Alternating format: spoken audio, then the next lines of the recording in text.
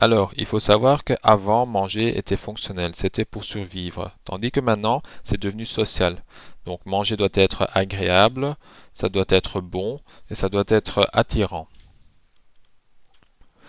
Il y a aujourd'hui un changement de style, donc on bouge moins, donc on brûle moins de calories, on consomme plus de graisses saturées et de hydrates de carbone, tels que le pain, les riz, les pâtes, etc. On consomme moins de protéines, de vitamines et de minéraux et des éléments de trace tels que enzymes.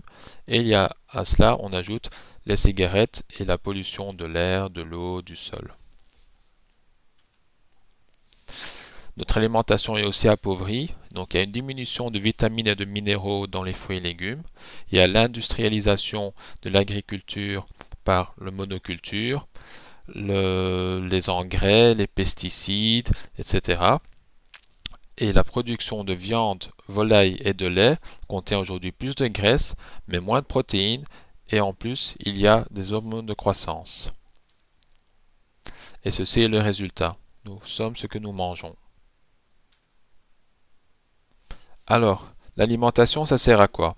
Premièrement, pour l'énergie immédiate, on le retrouve dans l'hydrate de carbone, donc tels que les pains, les pâtes, le riz.